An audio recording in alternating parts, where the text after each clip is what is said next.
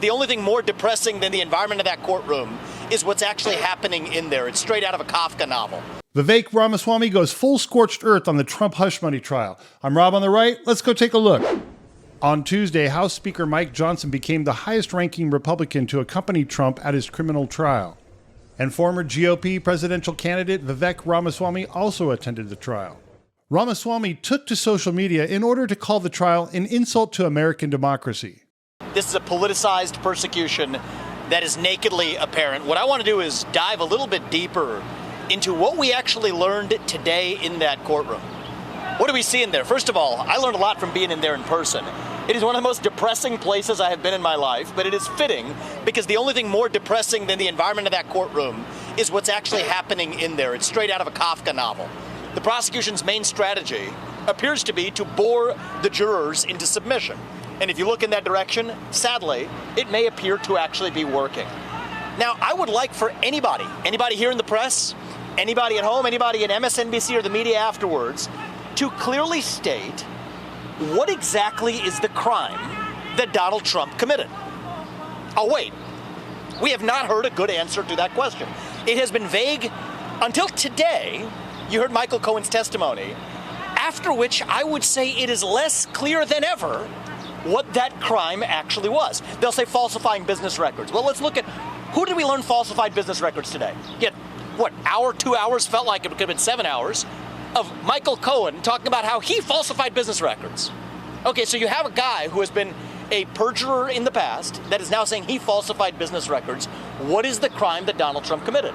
Now, it appears to be what they might allege is some sort of bookkeeping error or whatever. The real bookkeeping that we need accounting of is Judge Merchan's own family member collecting millions of dollars as a Democratic operative, using the existence of this trial as a fundraising ploy for Democrats. This is unconscionable. Imagine if the same shoe fit the other foot. Imagine if it was Joe Biden that was on trial. You had a Republican judge whose son was collecting millions of dollars as a Republican operative. What would you all be saying? This would not be justice. This is injustice at its worst. So let's go even a layer deeper, right? Because let's go even a layer deeper, actually. The alleged crime here is supposedly, they try to point to this every day, that he does not actually use campaign funds, that he used personal funds. Well, let's get this straight. Suppose Donald Trump had used campaign funds to make a personal expense. They'd be going after him for that.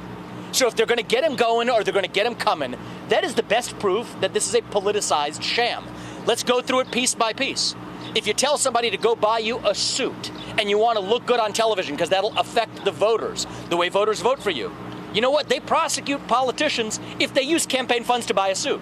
If they say, go get a haircut, if you use campaign funds to get a haircut because you want to look good to the voters, they will actually prosecute you for using campaign funds for a personal expense. Yet the entire legal theory of this case, the whole case that Alvin Bragg has brought, depends on one premise for them to charge this as a felony, is that Donald Trump somehow should have used campaign funds to make an allegedly personal payment. Yet if he had done that, their case against him would be even stronger. This is garbage.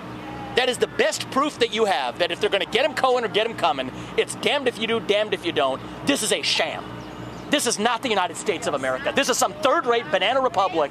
If this were happening in another country, we would be laughing at them as a sham democracy. I am ashamed as an American citizen to sit here in a courtroom watching the former leader of the free world, and let's be honest, likely next leader of the free world, sitting with the indignity in this dingy third-rate courtroom with fourth-rate prosecutors and a fifth-rate lawyer on the stand as a witness, who actually is violating attorney-client privilege left and right. Nobody's even talking about that. So this is a shame on the spirit in our country's history, but we will get through it and be stronger because you know who ultimately actually cast the vote on this case? It's not just the jurors in that jury box. It's every one of you at home. It's every American who votes this November to say no to the weaponization of justice. And if you're at home, you may say, you know what, I don't agree with everything Donald Trump's ever said. You know what, I may not agree with some of his policies even though they were great policies for 4 years.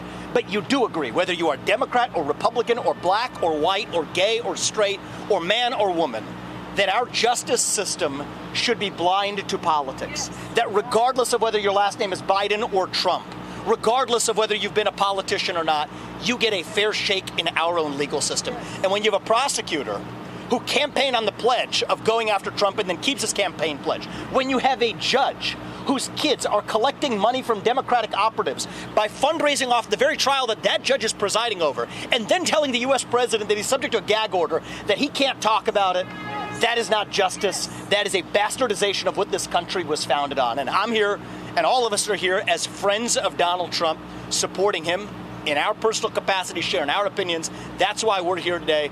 But I hope every American at home who isn't able to be in that courtroom is able to see what's actually happening there. And when you do, we will have a landslide of historic proportion this November if every American understands the injustice that's playing out in that courtroom today.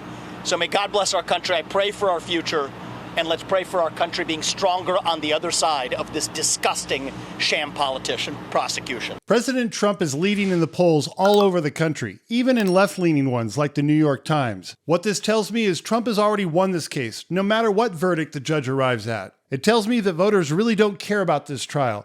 What they do care about is a weakening economy, endless foreign wars, and an unsecure border. It's obvious to see that America wants to see this witch hunt wrapped up and Donald Trump back on the campaign trail. They want to hear about the issues they care about the most, especially in a time when the incumbent president isn't even showing his face. I mean, seriously, have you seen his latest interview over at MSNBC? I mean, you should check it out. He loses it when asked simple questions about the economy or the border. Seriously, go check it out. If not, see you around the campus.